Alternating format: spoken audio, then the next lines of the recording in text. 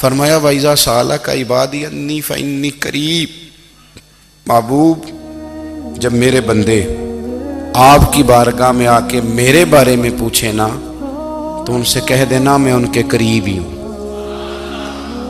قریب ہی ہوں۔ دلیل کیا ہے؟ یہ جب بھی مجھ سے دعا مانگیں گے میں ان کی دعاؤں کو قبول فرماؤں گا، میں ان کے قریب ہوں، میں ان کے قریب ہوں۔ یہ جب بھی دعا مانگیں گے نا میں قبول کروں گا، میں ان کے قریب ہوں۔ اللہ تبارک و تعالیٰ کے بندے اللہ سے محبت کرتے، رب کی بارگاہ میں جھکتے، اس کو اپنے دکھ سناتے، اس کے پیارے محبوب صلی اللہ تعالیٰ علیہ وسلم کا وسیلہ لے کے اس کے حضور حاضر ہو جاتے، پیشانیاں سجدوں سے روشن ہوتی۔ ہم نا ہر چیز کے لیے وقت نکالتے ہیں، ہر چیز کے لیے، لیکن عبادت کے لیے وقت نہیں نکالتے۔ ہر شے آباد ہے، ہر شے، ہماری فیس بک بھی آباد ہے، واٹس ایپ بھی آباد ہے، ہمارے ٹویٹر بھی آباد ہیں، ہماری ہر چیز آباد ہے۔ سب سے کم آباد ہمارا مصلی رہ گیا ہے، سب سے کم۔ وہ لوگ اب ڈھونڈنے سے ملتے ہیں جن کی بغل میں مصلی ہوتا تھا۔ میرے بھائی، آپ کتنا کو دنیا کے پیچھے بھاگو گے تھکا دے گی، کتنا دولت کے پیچھے بھاگو گے تھکا دے گی۔ آپ جب اپنی زندگی میں جمع تفریق کرو گے نا تو مرتے وقت احساس ہوگا کہ سارا کچھ تو لوگوں کے لیے کیا، اپنے لیے تو کر ہی کچھ نہیں سکے۔ اور ہم عبادت کے معاملے میں بہانے بازی بھی کرتے ہیں۔ ہم کہتے ہیں اوہو رزق کمانا بھی تو عبادت ہی ہے نا، تو میں حلال روزی کے لیے جا رہا ہوں، یہ بھی تو عبادت ہے نا۔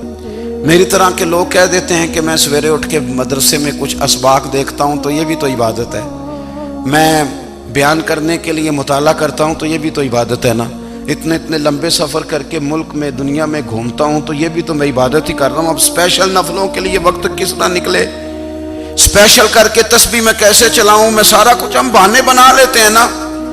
میرا سوال یہ ہے کہ یہ ساری باتیں صحابہ کو، نبی کریم کو، دیگر لوگوں کو بھی تو پتہ تھی نا، لیکن آپ غور تو کریں 23 سال حضور کو وقت ملا، مختصر وقت ظاہراً تبلیغ کرنے کے لیے، پوری دنیا میں دین بھی پھیلانا ہے۔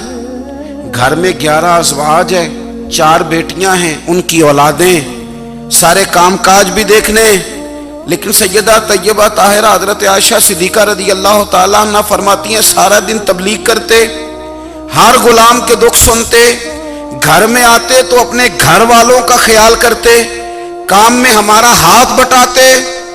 قربان جاؤں، کہتی ہیں زمانہ سارا سو جاتا لیکن آمنہ کے لال مصلی بچھا لیتے۔ دنیا سو گئی، ساری سب سو گئے، جو خدام تھے، وہ جو غلام تھے وہ سو گئے۔ صحیح مسلم میں لفظ ملیں گے، سیدہ پاک فرماتی ہیں او میرے نبی کے غلاموں، میں نے یہ رنگ بھی دیکھا ہے کہ حضور نے اتنا کھڑے رہے، اتنا قیام کیا، اتنا قیام کیا کہ مقدس پیروں میں ورم آ گئے، سوج گئے پیر، اتنے بڑے۔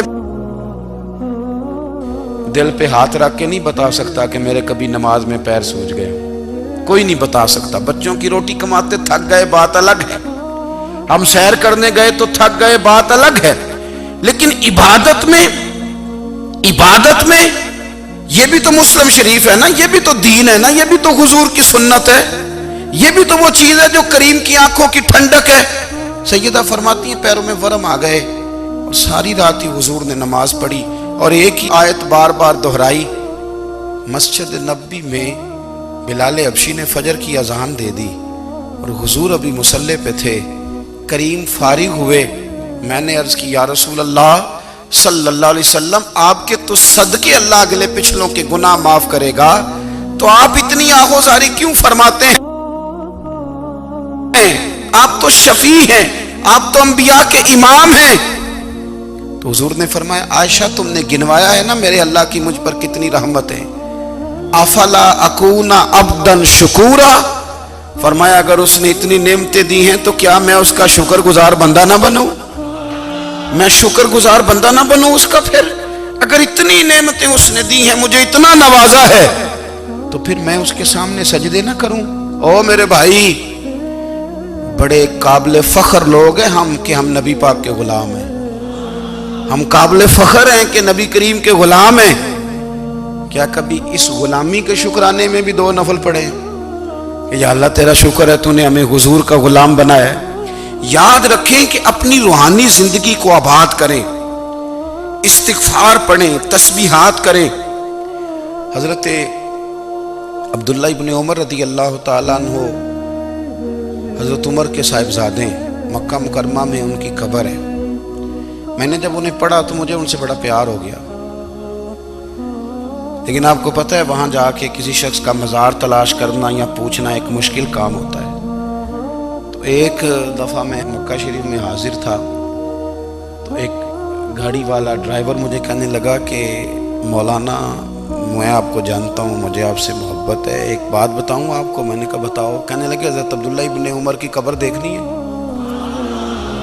میں نے کہا یہ تو نہیں کہہ رہا، یہ کسی نے بندوبست کرایا ہے، یہ اللہ نے تیرے دل میں بات ڈالی ہے، یہ ہو گیا تو لے چل مجھے۔ حضرت عبداللہ ابن عمر کو نبی پاک نے فرمایا تھا راجل صالح، یہ نیک بندہ ہے، یہ متقی آدمی۔ حضرت عبداللہ ابن عمر رضی اللہ تعالیٰ عنہ سیدنا فاروق اعظم رضی اللہ تعالیٰ عنہ کے صاحبزادے ہیں، اور ان کی ہمشیرہ سیدہ حفصہ رضی اللہ تعالیٰ عنہ حضور کی زوجہ محترمہ۔ ایک دن اپنی ہمشیرہ سے کہنے لگے کہ نبی کریم صلی اللہ تعالیٰ علیہ وسلم گھر میں آئے نا، اور اگر حضور غم امت میں پریشان نہ ہوں، طبیعت کو حشاش بشاش دیکھو تو ذرا پوچھنا تو صحیح حضور کا میرے بارے میں کیا خیال ہے، پوچھنا تو صحیح کہ کریم کی بارگاہ میں میرا کیا مقام ہے، میرے بارے میں حضور کیا فرماتے ہیں۔ اب بہن کو کام بتائے اور بتائے بھی بھائی، اور کوئی بہن وہ کام نہ کرے، یہ تاریخ میں ہوتا نہیں۔ حضرت عمر فاروق رضی اللہ تعالیٰ عنہ کی صاحبزادی ام المومنین رضی اللہ تعالیٰ عنہ فرماتی ہیں کہ میں تو بس منتظر تھی، انہوں نے تو کہا تھا نا کہ اگر تم حشاش بشاش دیکھو تو بات کرنا، لیکن حضور تشریف لائے، میری باری تھی، میرے گھر تشریف لائے، کھانا پیش کیا تو فوراً میں نے عرض کی حضور ایک بات پوچھنی تھی۔ تو حضور نے فرمایا پوچھئے۔ میں نے عرض کی حضور میرے بھائی عبداللہ ابن عمر کے بارے میں آپ کا کیا خیال ہے؟ نوجوانوں میری بات پہ غور کرنا، میرے بھائی کے بارے میں آپ کا کیا خیال ہے؟ تو نبی کریم صلی اللہ تعالیٰ علیہ وآلہ وسلم نے میری طرف دیکھا اور پھر حضور زیر لب تھوڑا مسکرائے، اور بریلی کے امام کہتے ہیں کہ حضور مسکرا دیتے تھے نا تو جو بڑا دکھی ہوتا تھا وہ بھی ہنس پڑتا تھا۔ اب سوال پیدا ہوتا تھا کہ پھر تو اس مسکراہٹ کے لیے انتظار کرنا پڑتا ہوگا کئی مہینے کہ حضور مسکرائیں تو رونے والے ہنسیں، تو اعلیٰ حضرت فرماتے نہیں، انتظار نہیں کرنا پڑتا، یہ مسکراتے رہنا تو حضور کی عادت ہے۔ جس کی تسکین سے روتے ہوئے ہنس پڑے اس تبسم کی عادت پہ لاکھوں سلام۔ یعنی یہ تو عادت ہے حضور کی مسکراتے رہنا، اس کے لیے انتظار نہیں کرنا پڑتا۔ بھائیو آپ خیال رکھیں گے، غور کریں گے، حضرت عبداللہ ابن عمر رضی اللہ تعالیٰ عنہ کے بارے میں پوچھا تو سیدہ فرماتی ہیں کہ نبی کریم صلی اللہ تعالیٰ علیہ وسلم نہ زیر لب مسکرائے اور فرمایا حفصہ تیرا بھائی ہے تو اچھا، لیکن میں نے سنا ہے کہ عشاء کی نماز پڑھتا ہے تو فجر تک سویا ہی رہتا ہے۔ او نوجوانوں، 10 بجے تک سونے کی بات نہیں ہوئی، 9 بجے تک سونے کی بات نہیں ہوئی، 11 بجے اٹھنے کی بات نہیں۔ حضور فرمانے لگے میں نے سنا ہے کہ عشاء کی نماز پڑھ کے سو جاتا ہے اور فجر تک سویا ہی رہتا ہے، اسے چاہیے کہ تہجد کے وقت اٹھا کرے، اللہ کی بارگاہ میں حاضر ہوا کرے، آہوزاری کرے، سجدے کرے، عبادت کرے، اٹھتا ہے اور فجر میں جا کے اٹھتا ہے۔ حضرت جناب حفصہ رضی اللہ تعالیٰ عنہ کہتی ہے میں نے جناب عبداللہ ابن عمر کو پیغام دیا اور میں نے کہا میرے جوان بھائی سن۔ نبی پاک نے فرمایا ہے تو اچھا پر تہجد میں نہیں اٹھتا، نفل نہیں پڑھتا۔ او میری ملت کے جوانوں، مزہ نہیں آ جاتا جب ساری دنیا سوئی ہو، ساری دنیا، اور بستر بھی گرم ہو اور نیند بھی پورا غلبہ کر رہی ہو، اور اچانک گھنٹی بجے دماغ میں، آنکھ کھلے، گھڑی پہ نظر پڑے، 3:30 4 بجے کا پیغام گھڑی بتائے، اور کوئی چڑھتی جوانی والا اٹھ کے وضو کرے، اور جب وہ مصلی کھول کے بچھائے تو مدینے والے محبوب کہتے ہیں کہ ہر نماز پہ رب ثواب دیتا ہے، اور جو اٹھ کے تہجد کی نماز پڑھے اسے دیکھ کے تو رب مسکراتا ہے، جو اس کی شان کے لائق ہے، جو اس کی شان کے لائق، وہ مسکراتا ہے، خوش ہوتا ہے کہ میرا بندہ تہجد میں اٹھ گیا، وہ مسکراتا ہے۔ کاش ہماری صبحیں کبھی اپنے مالک کے نام ہو جائیں، کاش کے صبح۔ حضرت ابو الحسن رحمۃ اللہ تعالی علیہ حضرت معاذ ابن جبل رضی اللہ تعالیٰ عنہ کے پاس بیٹھا کرتے تھے، فرماتے ہیں ان سے جو پیار بڑھا تو پھر میرا مصلی سے بھی بڑھ گیا۔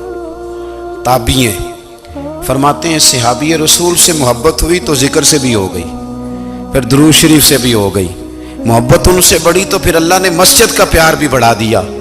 آپ فرماتے ہیں کہ میری ہر وقت بھی یہ چاہتی تھی کہ بس اللہ اللہ کروں، بس اللہ اللہ کروں، بس نہ میں ذرا تھوڑی جان چھڑاؤں لوگوں سے، کو 10 منٹ ملے تو میں کچھ 4 نفل پڑھ لوں، میں تھوڑا سا نہ بچوں لوگوں سے، اور مجھے تسبیح ملے تو میں نہ کچھ 400-500 دفعہ استغفار پڑھوں، سبحان اللہ، الحمدللہ، اللہ اکبر، لا حول ولا قوت الا باللہ، میں نہ تسبیحات پڑھوں۔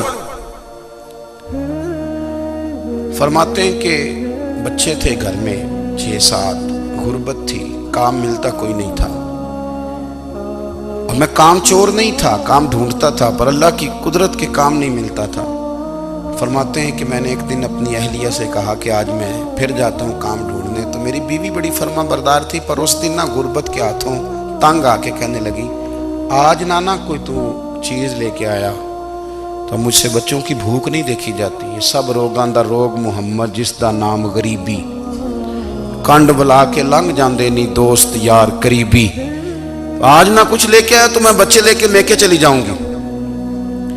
شیخ فرماتے ہیں کہ میں بڑا پریشان گھر سے نکلا، پر میں نے صبح سے لے کے زور تک کام ڈھونڈا، کام ملا کوئی نہیں، تو میرے دل میں خیال آیا چلو کام نہیں ملتا تو اللہ اللہ تو کرے نا، چلو بندوں کی مزدوری نہیں ملتی تو رب کریم کی عبادت ہی کرتے ہیں۔ فرماتے ہیں کہ میں نے نا فرات کے پانی سے وضو کیا،